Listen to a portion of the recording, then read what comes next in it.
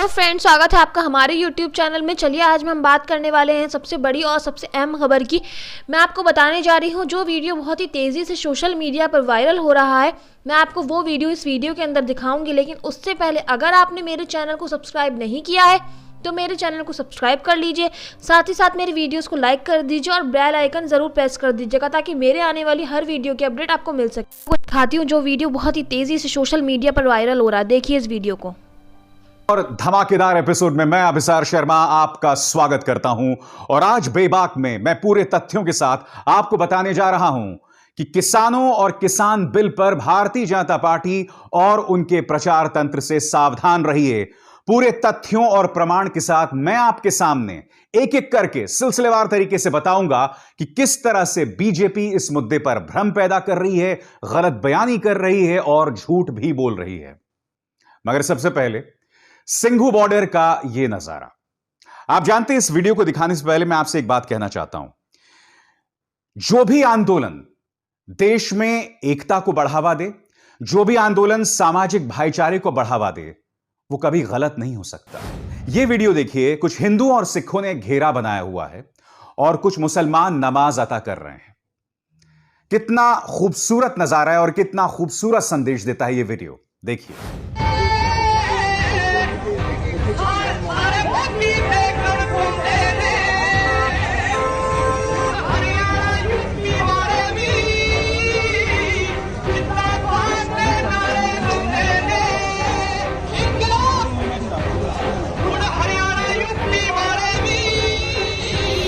अब आप मुझे बताइए ना, आखिर किसान आंदोलन गलत कैसे हो सकता है अगर वो इतना खूबसूरत संदेश हम सबको दे रहा है?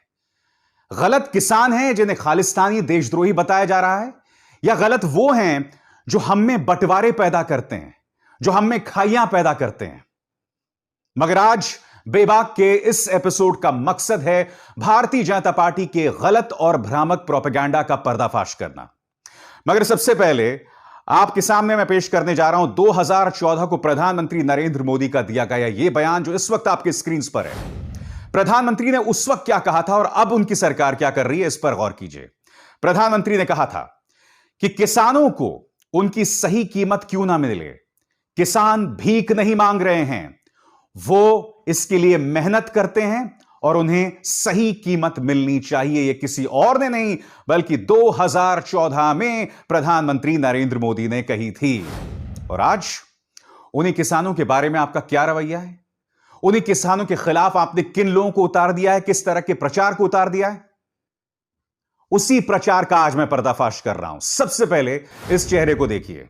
याद है ये चेहरा? हां, इसे तो बेहोश होना भी नहीं आता है।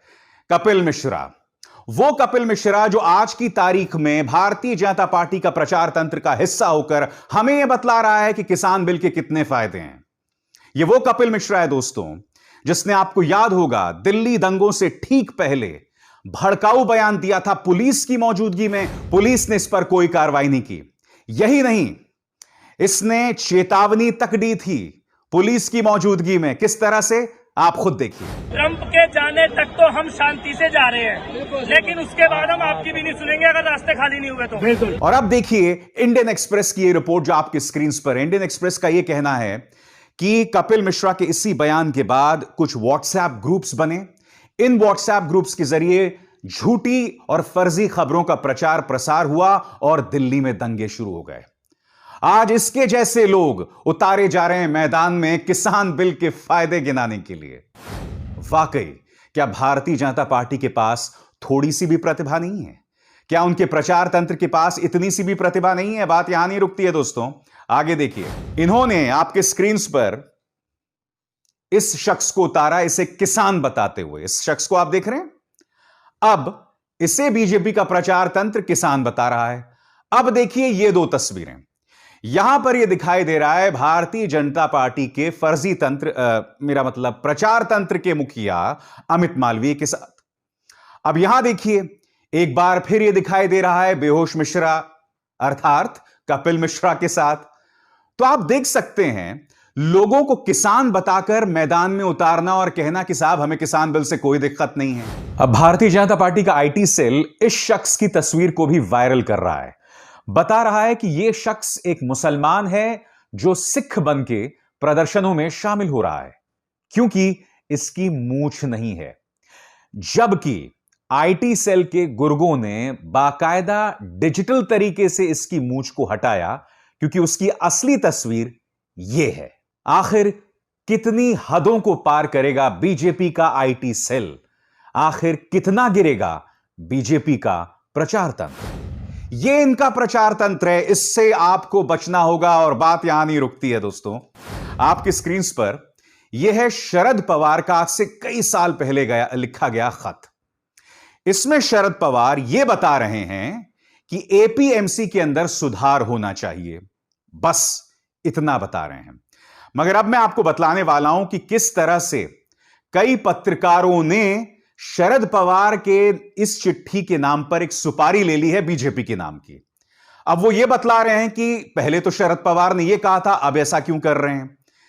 मगर दिलचस्प बात यह है कि इस खत में शरद पवार ने कहीं यह नहीं कहा कि न्यूनतम समर्थन मूल्य को खत्म कर दिया जाना चाहिए। उन्होंने कहीं यह नहीं कहा कि जो प्राइवेट मंडियां हैं वहां पर न्यूनतम समर्थन मूल्य ना हो, जो कि यह सरकार कह रही है। अब जो मैंने आपको सुपारी की बात कही थी ना, मैं आपको 4 या 5 पत्रकारों के कुछ ट्वीट्स दिखाऊंगा और इनमें से एक बीजेपी का प्रवक्ता भी है। इन सब के बयानों से आप समझ जाएंगे कि इन पत्रकारों और इन बीजेपी के प्रवक्ताओं में कोई फर्क नहीं है। आपके सामने शरद पवार की चिट्ठी, जब कृषि मंत्री थे तो एग्रीकल्चर सेक्टर में प्राइवेट पार्टिसिपेशन बढ़ाने और एपीएमसी एक्ट में सुधार करने के लिए सभी सीएम्स को लिखा था खत। अब कृषि कानून के खिलाफ राष्ट्रपति से मिलने जा रहे हैं। बात यहां नहीं रुकती, अब दूसरे पत्रकार को देखिए जो न्यूज 18 से हैं। Sharad Pawar as the agriculture minister wrote to CMs in August 2010 to undertake APMC reforms to encourage participation of private sector. देखिए, सबको यह खत जारी कर दिया गया और सबने सुपारी ले रखी है।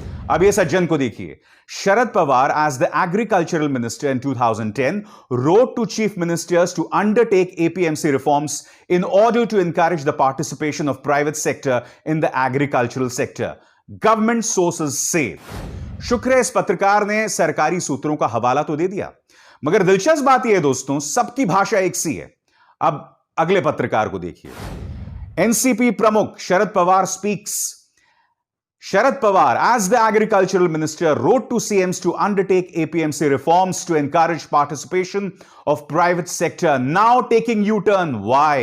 अब आपको दिखाने चाहता हूं मैं ये शख्स जो कि बीजेपी का छोटा मोटा प्रवक्ता है, ये क्या कह रहा है देखिए। Here is how NCP chief Pawar speaks. As agriculture minister wrote to CMs to undertake APMC reforms to encourage participation of private sector. Now U turn. एक बीजेपी का प्रवक्ता है, बाकी सारे पत्रकार हैं और सबकी भाषा बीजेपी के प्रवक्ता से प्रेरित दिखाई दे रही है। इसलिए तो मैं आपको कह रहा हूं कि बाकायदा प्रचार तंत्र जो है वो भ्रामक खबरें फैला रहा है, क्योंकि यहां पर कहीं पर भी शरद पवार ने यह नहीं कहा कि न्यूनतम समर्थन मूल्य को खत्म किया जाए या प्राइवेट मंडियों में न्यूनतम समर्थन मूल्य को खत्म किया जाए, या उन्होंने यह भी नहीं कहा कि न्यूनतम समर्थन मूल्य लिखित में ना हो। किसान यही तो मांग कर रहा है ना। बात यहां नहीं रुकती। इंडिया टीवी के संपादक रजत शर्मा, उन्होंने यह ट्वीट किया है जो आपकी स्क्रीन पर है। उल्टा पूरा एक कार्यक्रम उन्होंने इस पर कर डाला। इस कार्यक्रम में उन्होंने कहा कि प्रधानमंत्री नरेंद्र मोदी पर भरोसा करिए। जिस तरह से प्रधानमंत्री पर आपने पहले विश्वास किया, अब भी उन पर भरोसा कीजिए। रजत जी मेरे बॉस रहे हैं और मैं सच बताऊं, उनसे मैंने टेलीविजन के बारे में बहुत कुछ सीखा है। बहुत ही सज्जन आदमी हैं, जेंटलमैन हैं। और उस वक्त भी जब मैंने उनके साथ काम किया था तो भारतीय जनता पार्टी के लिए हमेशा उनके दिल में एक सॉफ्ट कॉर्नर रहा है।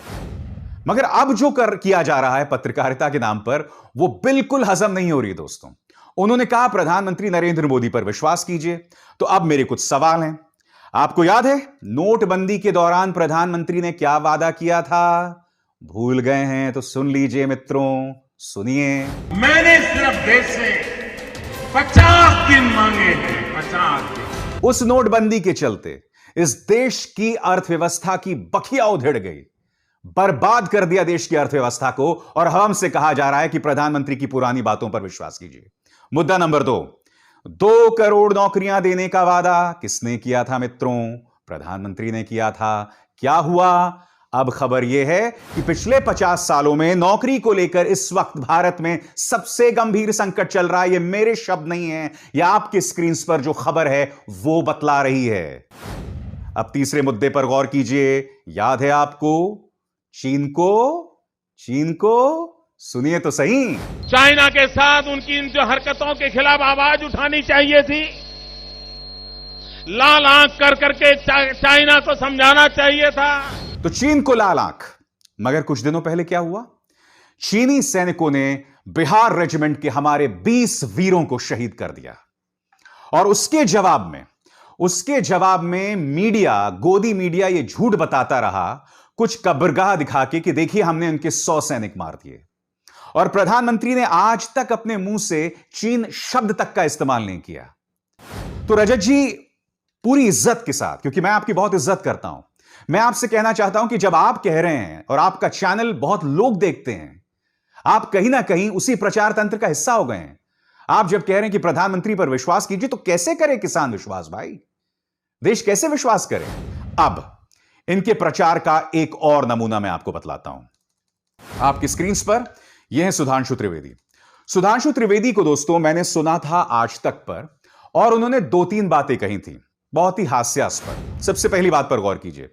पहले आपको सिर्फ सड़क या सरकारी बस मिलती थी, अब आपको प्राइवेट बस भी मिलती है। जिसमें बेहतर लगे, बेहतर सुविधा मिले, आप उसमें बैठ जाइए। दरअसल यहां पर सुधांशु त्रिवेदी बता रहे थे कि भाई सरकारी मंडी तो है ही, अब सरकार प्राइवेट मंडियां भी लेकर आ रही है। किसान क्या मांग कर रहा है दोस्तों? किसान मांग यह कर रहा है कि उन प्राइवेट मंडियों में भी हमें न्यूनतम समर्थन मूल्य मिले और आप हमें लिखित में दे दें। अब जो आप मिसाल दे रहे हैं प्राइवेट बसों की, वो जो प्राइवेट बसें भी होती हैं ना सुधांशु जी, वो भी बगैर सरकारी रजामंदी के नहीं चलती। उसके लिए भी उन्हें परमिट चाहिए होता है, नंबर 1। नंबर 2, अगर वो आपको यह वादा करती है कि आप चंडीगढ़ में बैठेंगे और आपको दिल्ली पहुंचाएगी, तो वो प्राइवेट बसें आपको चंडीगढ़ में बिठाकर लुधियाना नहीं पहुंचा देती। किसानों को यह दिक्कत है। अब दूसरी बात देखिए वो क्या कह रहे हैं, और यहां पर वो फंस जाते हैं। पहले सरकारी न्यूज चैनल होते थे, सरकार की आलोचना नहीं हो सकती थी। आज 20 साल बाद निजी न्यूज चैनल में सरकार की भरपूर आलोचना हो सकती है। फंस गए ना सुधांशु जी? जी हां, अन्ना आंदोलन में मीडिया ने एक बेहतरीन किरदार निभाया था जब उस वक्त की कांग्रेस सरकार से हमने सवाल किया था। निर्भया आंदोलन के दौरान मीडिया ने बेहतरीन किरदार निभाया था। मगर 20 साल बाद, पिछले 6 सालों में क्या हो रहा है मैं आपको बताता हूं। पिछले 6 सालों में जब कठुआ में एक 8 साल की मासूम का रेप होता है, तो भारतीय जनता पार्टी के नेता और उनके मंत्री रैली निकालते हैं और मीडिया उस पर सवाल नहीं करता है। मीडिया आरोपियों के साथ खड़ा रहता है, हत्यारों के साथ खड़ा होता है। हाथरस में जब रातों रात गुड़िया के शव को जला दिया जाता है, तो मीडिया का एक बहुत बड़ा धड़ा हमला कर रहा होता है उन लोगों पर जो कि उस परिवार के पक्ष में आवाज उठा रहा होता है। तो ये मत बताइए 20 साल पहले क्या होता है, क्योंकि पिछले 6 सालों में आपने प्राइवेट मीडिया की जो बखिया उधेड़ दी है ना, उसके बारे में हम कुछ नहीं कह सकते हैं। मैं आपको एक बात बतला दूं, मुझे सुधांशु त्रिवेदी बीजेपी के बेहतरीन प्रवक्ताओं में लगते हैं। जो एक बीजेपी की पुरानी परंपरा है ना बेहतरीन प्रवक्ताओं की, जिसमें अरुण जेटली थे, सुषमा स्वराज थी, खुद प्रधानमंत्री नरेंद्र मोदी थे, उसी परंपरा को सुधांशु त्रिवेदी आगे बढ़ा रहे हैं। और मुझे ऐसा लगता है कि सुधांशु जी जैसे लोगों को और बढ़ावा मिलना चाहिए बीजेपी में। मगर यहां किन लोगों को बढ़ावा मिलता है? वो प्रेम शुक्ला जिनके खिलाफ 2 महिला नेत्रियों ने शिकायत दर्ज की है, प्रियंका चतुर्वेदी और पंखुड़ी पाठक। किसी और नॉन बीजेपी प्रवक्ता के खिलाफ अगर किसी महिला नेत्री ने अश्लीलता या बदतमीजी की कोई शिकायत लगाई होती तो वो जेल में होता। फिर ये गौरव भाटिया, इनकी तो खैर ना ही बात की जाए। और फिर भूल गए? ओ शिशुपाल, बैठ जा शिशुपाल। ऐसे कौन बात करता है भाई? इंसान बनो। तो जैसे मैं आपको बता रहा था कि इन्हीं प्रवक्ताओं के जरिए कहीं ना कहीं प्रचार तंत्र का इस्तेमाल किया जा रहा है। और आप देख सकते हैं ना बीजेपी आईटी सेल में कोई फर्क है, ना बीजेपी के नेताओं में कोई फर्क है, और ना मुख्यधारा की मीडिया के तेवर में फर्क है। सबका एक ही तेवर है, सबका एक ही जो है अंदाजे बयां है। सब किसान बिल पर झूठ बोल रहे हैं, भ्रामक खबरें फैला रहे हैं और गलत बयानी कर रहे हैं। बात यहां नहीं रुकती। मैं बीजेपी और उनके प्रचार तंत्र से पूछना चाहता हूं कि अगर वाकई तुम्हारे दलीलों में वजन है तो तुम्हें झूठ का सहारा क्यों लेना पड़ता है? फिर से देखिए कि हमारे किसान किस झूठ का सामना कर रहे हैं, किस तरह के प्रचार का सामना कर रहे हैं। यह बीजेपी का नेता है शलभमणि त्रिपाठी। इसने एक झूठ का प्रचार प्रसार किया, घंटे भर में किसान बनने का चमत्कार देखिए। किसी नजीर मोहम्मद को यह बता दिया इन्होंने कि देखिए इस नजीर मोहम्मद ने किसानों की पगड़ी यानी कि सिखों की पगड़ी पहन ली है और एक किसानों के आंदोलन में शामिल हो गया है। और इसी तरह के प्रचार में लगा हुआ यह बीजेपी आईटी सेल का कोई सदस्य है अभिमन्यु त्यागी, यह भी नजीर मोहम्मद का जिक्र कर रहा है, जबकि नजीर ने यह तस्वीर खिंचवाई थी अप्रैल के महीने में। बात यहां नहीं रुकती, आगे देखिए, आपके होश उड़ जाएंगे। कंगना रनावत, इन्होंने शाहीन बाग की दादी का अपमान किया कि यह 100-100 रुपए में मिल रही है धरने प्रदर्शन के लिए, जबकि जिस महिला का वो जिक्र कर रहे हैं वो महेंद्र कौर हैं। महेंद्र कौर ने कंगना रनावत से कहा है कि तुम जैसों को मैं दिहाड़ी पर रख सकती हूं। और यही नहीं, दिल्ली सिख गुरुद्वारा कमेटी ने अब लीगल नोटिस भेजा है कंगना रनावत को यह कहते हुए कि अगर तुमने अपना बयान वापस नहीं लिया, माफी नहीं मांगी, तो हम आप पर केस करेंगे। झूठ का प्रचार प्रसार आगे कैसा हो रहा है देखिए। प्रीति गांधी बीजेपी आईटी सेल की किसी महिला मोर्चा की नेत्री हैं। इन्होंने 2019 इंग्लैंड के लीड्स स्टेडियम में कुछ लोगों ने खालिस्तान समर्थक नारे लगाए थे। इन्होंने क्या किया, यह बतला दिया कि इस तरह के नारे किसानों की रैली में लगाए जा रहे हैं। दोस्तों, आप जानते हैं ये जो तमाम झूठ किसी और पार्टी के नेता ने किए होते तो अब तक ये उन्हें जेल में डाल दिए होते। और इससे पहले हुआ है जब समाजवादी पार्टी के आईटी सेल के या कांग्रेस के आईटी सेल के नेताओं को जेल जाना पड़ा है झूठ बोलने के लिए। आगे देखिए, यह बताया जा रहा है कि एसडीपीआई वर्कर किसान सिख किसान के भेष में था और पुलिस ने उन्हें पकड़ लिया। ये कोई विश्वेश्वर भट्ट हैं, शायद पत्रकार हैं। फिर उसी तरह से ये कोई बीजेपी के नेता हैं, सतीश शाह, फिर ये शायद कोई आईटी सेल के हैं। जबकि ये शख्स और ये वीडियो साल 2011 का है, इसका कोई लेना देना नहीं है किसान आंदोलन से। और फिर अमित मालवीय का ये ऐतिहासिक ट्वीट तो आपको पता ही होगा। जिस बुजुर्ग किसान को लाठी मारी गई थी, यह आदमी यह बतला रहा था कि इसे लाठी नहीं मारी गई है, और बाद में ट्विटर ने इसे गुमराह करने वाला ट्वीट बताया था। तो आज इस शो के जरिए पूरे तथ्यों के साथ मैंने आपको बताया कि चाहे बीजेपी हो, उनका आईटी सेल हो, कुछ पत्रकार हो, ये सब लोग किसान बिल पर भ्रामक खबरें फैला रहे हैं, गलत बयानी कर रहे हैं और हकीकत आपके सामने पेश नहीं कर रहे हैं। यह है चुनौती हमारे किसान के सामने। बेबाक में बस इतना ही। अभिसार शर्मा को दीजिए इजाजत।